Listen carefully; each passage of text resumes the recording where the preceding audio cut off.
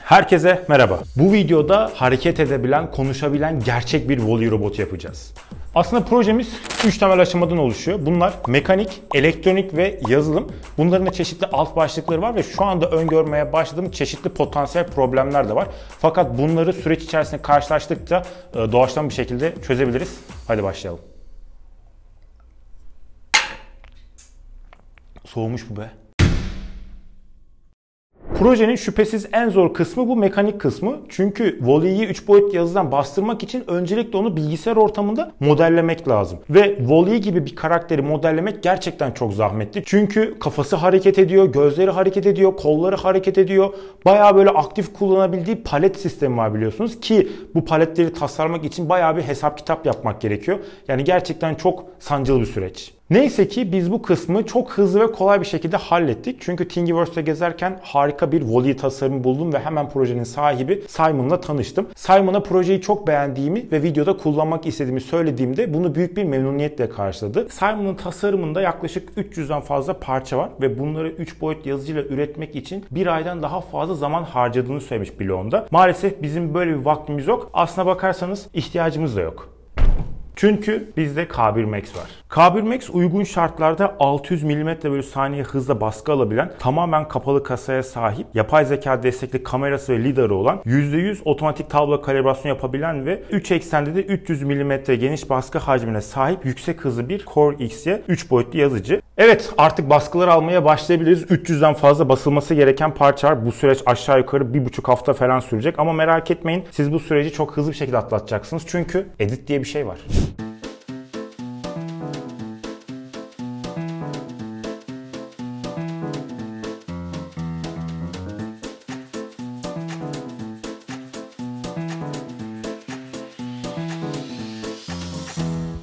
Yalnız burada şöyle bir sorun var. Şu an acayip bir gürültü var. Bilmiyorum ne kadar geliyordu. Burada bir efekti kapatsana. Bir orijinal sesi duyuralım. Biz bir gündür bu sesle çalışıyoruz. Bu makineyi buradan kaldırmak yeni aklımıza geldi. Bu makineyi başka bir yere götüreceğim. Baskıları orada devam edeceğiz.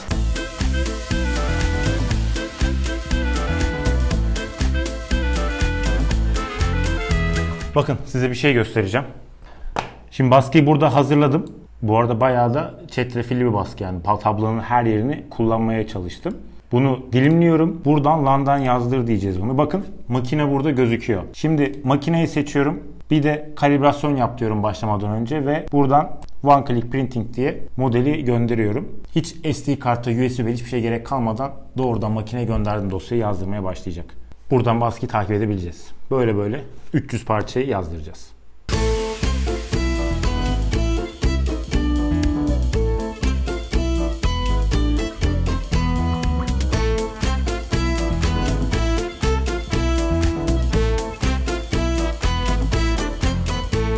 Evet, nihayet sonunda 300'den fazla parçasıyla voley baskısını bitirdik. Şu anda da elimde son baskısı var. Şimdi karşınızda son baskının son kırımını yapmak istiyorum.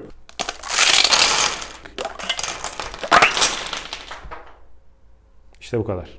Artık baskılık bir işimiz kalmadı. K1 Max sağ olsun 300'den fazla parçayı 1,5 hafta içerisinde bize üretti. Gerçekten çok keyifli bir süreçti. Kullanmaktan da çok keyif aldım. Bu makineyle alakalı 2 tane inceleme videosu yaptım. Onların linklerini açıklama kısmından ulaşabilirsiniz. Eğer makineyi temin etmek isterseniz de Robo90 üzerinden güvenle satın alabilirsiniz. Linki açıklama kısmında. Şimdi bu parçaları bir sonraki aşamaya hazırlamam lazım. Bütün hepsinin üzerindeki destekleri tek tek temizleyeceğim. Parçaları kontrol edeceğim. Arızalı olduğunu düşündüğüm varsa yeniden üreteceğiz. Devam edelim.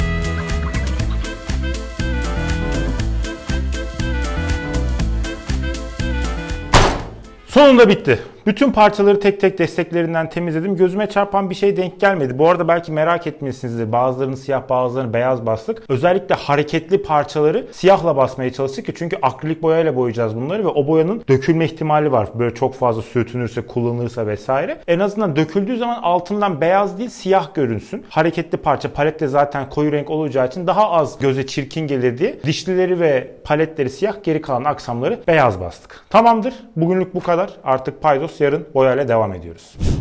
Günaydın. Bugün boya günü. Dün zaten bütün parçaları tamamlamıştık. Şimdi birkaç tane eksik boyamız var. Onları alacağız. Ondan sonra da çok keyifli bir adamla, çok keyifli bir yerde bütün gün boya yapacağız. Uzun sürecek ama eğleneceğimizi düşünüyorum.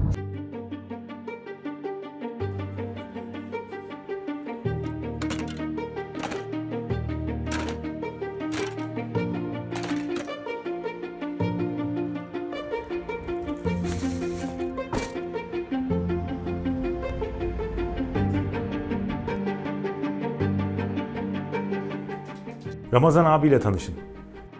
Ramazan abi profesyonel olarak figür boyuyor ve bu konuda aşırı başarılı. Katıldığı pek çok yarışma ve bolca derecesi bile var. Bu voleyi boyama işinde de sağ olsun bize yardımcı olacak. İlk olarak bütün parçaları astar atmakla başladık.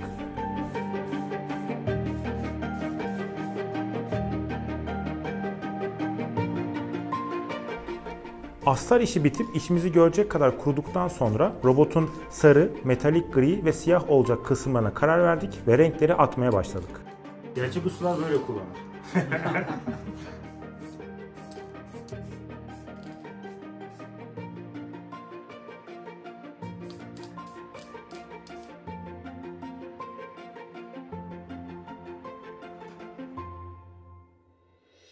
Tüm boyama işi bittikten sonra gövdeyi topladık ve tek kelimeyle bayıldım. Daha detay boyaması yapılmamasına rağmen bu hali bile aşırı hoşuma gitti. Ardından robotun kasası birleştirilmişken eskitmeleri yapmaya başladık. Eğer parçalara ayrı ayrı eskitme yapsaydık kasa birleştiğinde lekeler ve dökülme efektleri uyum içerisinde olmayabilirdi. Ramazan abinin tecrübeleri işimizi aşırı kolaylaştırdı. Sadece 2 renk boya ve bildiğimiz bulaşık süngeri. Bu arada kendisi de bana bol bol teknik anlattı. Ben de bayağı bir denemeler yaptım.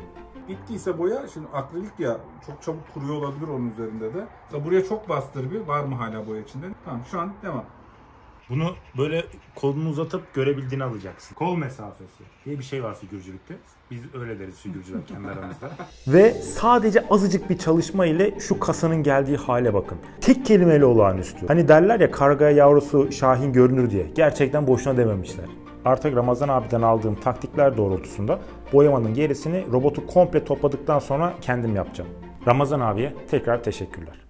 Tekrar selam. Robotun boyamasını dün bitirmiştik. Şimdi bunu toplamaya geçeceğiz. Fakat toplamaya geçerken paralelinde de elektronik sürecini götürmemiz gerekiyor. Çünkü robotu birleştirirken motorların da takılması lazım. O yüzden bize çeşitli elektronik malzemeler gerekiyor ve bunları alacak bir robot marketi lazım.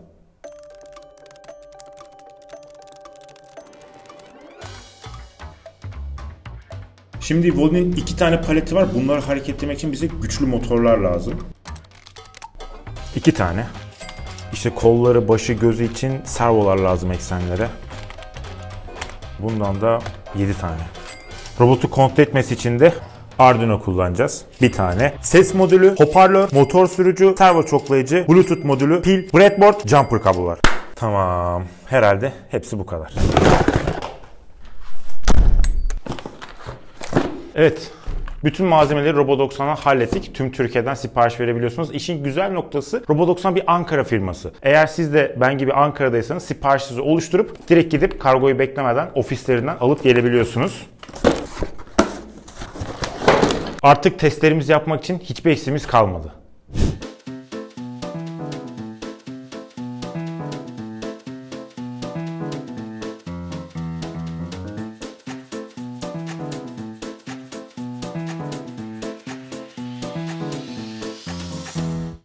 Evet, Volee'ye hayat verecek olan bütün elektronik sistemlerin bir prototipi şu anda bu masanın üzerinde. Ve Volee'ye bunları takmadan önce çalıştıklarını test etmemiz lazım. Ve ben de bunun için bu prototipin üzerine çok basit bir test kodu hazırladım. Şimdi hızlıca test edeceğiz. İleri git komutu veriyorum. 2 motor da şu anda ileri dönüyorlar.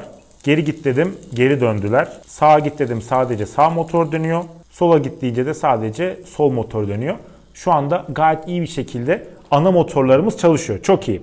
Bir de ses devresini kontrol edelim. Bu benim için çok önemli. Çünkü robotun konuşabilmesini istiyorum. Filmdeki bütün replikleri indirdik ve buradaki devreye kaydettik. Hemen bir sesiyle alakalı test kodunu gönderelim.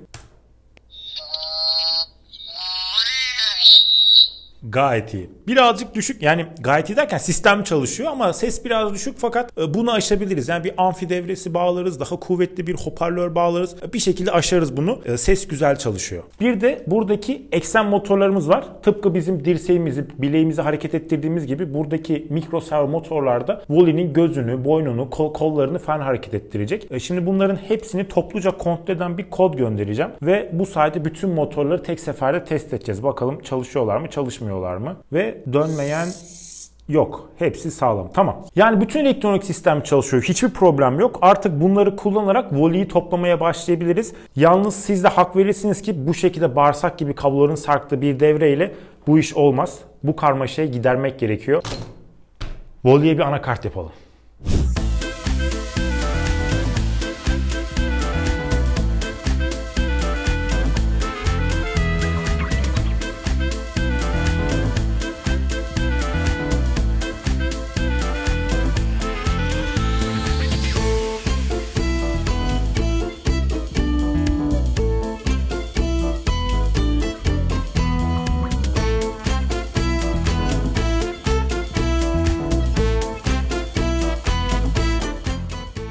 Ve evet, Wall-E'nin anakartı sonunda tamamlandı. Şimdi bu PCB'yi kaç paraya, ne kadar sürede ve nereden ürettiğimden bahsedeyim. Bu devre kartını PCB'den ürettirdim. PCB sitesine girdikten sonra tasarım dosyalarımı oraya yükledim. Kartın rengini mavi seçtim. 23 dolar PCB'ler için, 31 dolar da kargolar için, 180 TL'de DHL üzerinden gümrük vergisi ödedim arkadaşlar. Siparişin üretilmesi 4 gün, kargolanması 5 gün. Toplam 9 günde de elime ulaştı. Bu arada benim kartım biraz büyük. Siz 10 santime 10 santimin altında kalırsanız devre kartlarını 5 dolara ürettirebiliyorsunuz.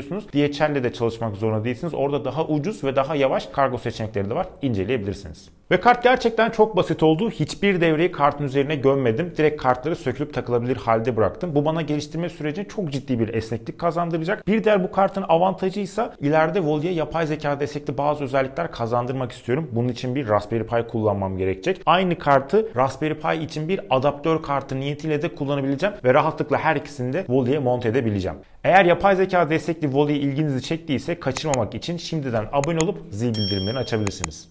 Evet, nihayet Wall-E'nin final montajına geldik. Bütün 3 boyutlu parçalarım hazır. Bütün elektronik sistemlerim hazır. Artık bunları bir araya getireceğiz. Buradaki her bir kutunun içerisinde Wall-E'nin bir organı var. Organ ne ya? Her bir kutunun içinde Wall-E'nin bir aksamı var. Şimdi bunları sıra sıra montajlayacağız. Hadi başlayalım.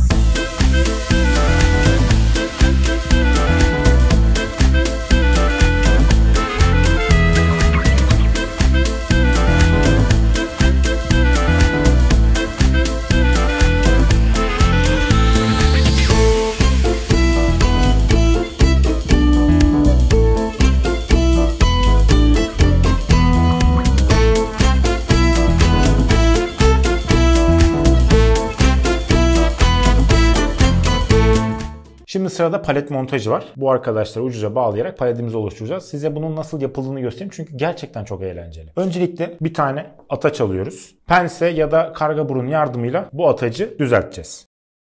İşte bu bizim milimiz. Bunu paletlerin arasına sokacağız. Bunu da şöyle yapıyorum. Karga burunu alıyorum. Bunun bir ucunu kıvırıyorum. Böyle gördüğünüz gibi ucu baston gibi oldu. Sonra bu arkadaşı bunun içine sokuyoruz. Teli soktum. Sonra bunu da buradan böyle çıkarıp bükeceğim. Geri çıkmasın diye. Ondan sonra iki taraftan da fazlasını kesiyorum. İşte paleti yapmak bu kadar kolay. Ama şöyle küçük bir sorun var. Bu işlemi 70 kere tekrarlamamız lazım. Bütün gün bu sürecek ya.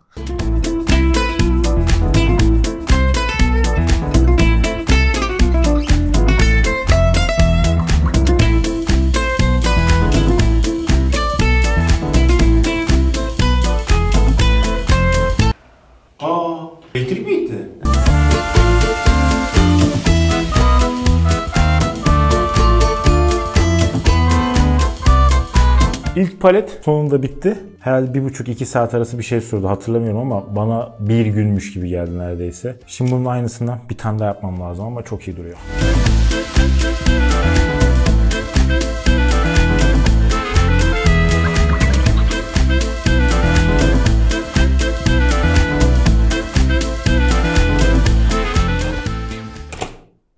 Bitti. Ama ben de bittim. Bugünlük bu kadar yeter.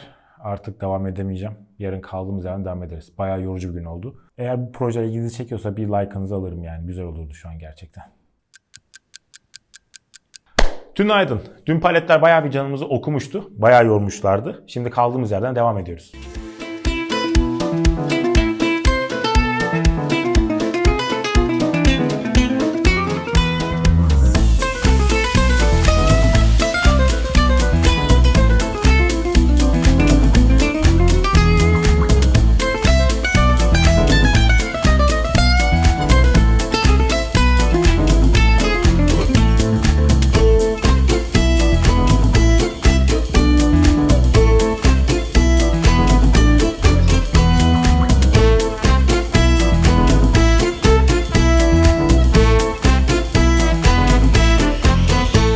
Montaj sürecini izlediniz. Gayet keyifliydi. Birazcık uzun süre düşündüğümden. Çünkü paletler gerçekten çok zorladı beni. Bunları tek tek yapmak bayağı sıkıcıydı ve sürekli o ataşlar elime battı. Böyle bayağı parmaklarımız topladı. Bunlar videoya yansımayan kısımlardan. Bir de bu arkadaşın içerisine motorlar koyduk. Bu sayede gözler aşağı yukarı hareket edebiliyor ve robota gerçekten çok tatlı bir böyle duygu yükleyebiliyorsunuz. Kızgın anları, mutlu anları, böyle masum anları falan olabiliyor. Ama o motorların da kalibrasyonlarını yanlış yaptığım için içerisindeki plastik aksamı kırdılar. Baştan yapmam gerekti oraları. Bunlar kamera dışında kaldı maalesef. Birazcık sancılıydı ama geri kalanı gayet kolay ve eğlenceliydi. Şimdi gelin hızlıca final montaja başlayalım.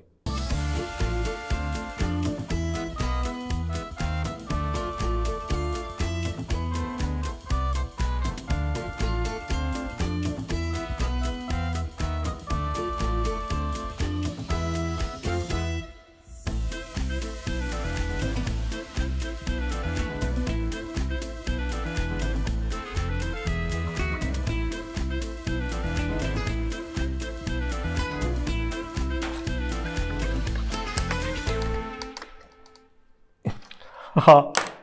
Bitti. Kaldı mı şey? Kalmadı. Bitti.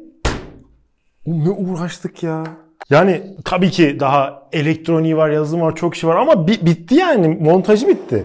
Şu anda şu haline gelmiş olmak beni aşırı derecede mutlu etti. Aşırı derece keyiflendirdi. Tamam, hızımızı kaybetmeyelim. Yalnız saat akşam 10.30 oldu. Bugünlük paydos. Yarın geldiğimizde elektroniğiyle devam edeceğiz. Güzel oldu. Çok güzel oldu. 2 gündür bu yazılım işiyle uğraşıyorum. Birazcık düşünmen zahmetli oldu. Çünkü Volley'nin kendi kodları bir web server üzerinden kontrol edilmek üzere hazırlanmış. Ama ben Volley'i bir kumandayla kontrol etmeye karar verdim. O kod da o kadar güzel yazılmıştı ki ondan da istifade etmek istedim. O kodu kendi koduma eklemem birazcık zaman aldı ama artık hazır. Şimdi karşınızda testlere başlayacağız. Gerçekten çok kabiliyetli bir robot oldu. 2 tane pilim var. Bir tanesi benim eski pilim. Bir tanesi de bu proje için aldığım pil. Yalnız bunu boşalttık, şarj etmeyi unuttuk. Neyse ki şu elimde yedek olarak duruyordu. Şunu da bağlıyorum arkadaşa. Ve evet, kodumuz yüklendi. Şimdi testler yapacağız. Volley test anında yürüyüp gidip düşmesin diye şöyle altına bir şey koyacağım. Tamam. İlk olarak paletlerle başlayalım. Şimdi kumandadan ileri gitme komutu gönderiyorum.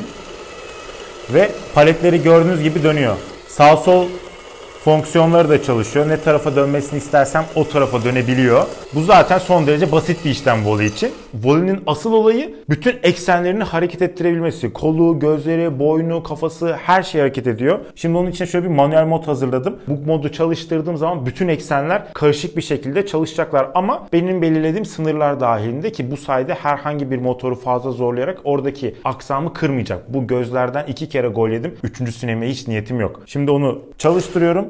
Bakın kolların hareket ediyor, gözlerin hareket ediyor, boynunu hareket ettiriyor.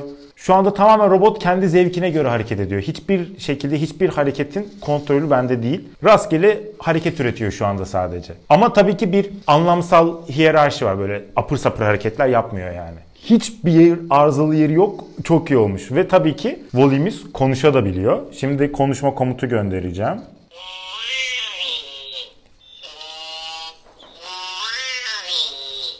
Şahane çalışıyor. O zaman şimdi Wall-E'nin bu bağırsaklarını bir toplayalım. İçine ekleyelim. Bunu bir kapatalım. Ondan sonra birazcık sürelim, oynayalım bakalım nasılmış. Şimdi burada da birazcık zorlanacağım açıkçası. Çünkü bu kapağı kapatmayı ve elektroniği bu robotun içerisine yerleştirme konusunu çok deneyimlemedim. Ve herhangi bir arıza durumunda rahatlıkla kartı dışarı almak ve gerekli müdahale yaptıktan sonra geri koymak istiyorum. O yüzden bütün motorların kablolarını uzattım. Bu sayede kartı dışarı çıkarırken bir şeyleri sökmem gerekmeyecek. Bu yüzden de bunu içeri sokarken de birazcık zorlanacağım. Bayağı bir bağırsak gibi çıktı gerçekten her şey.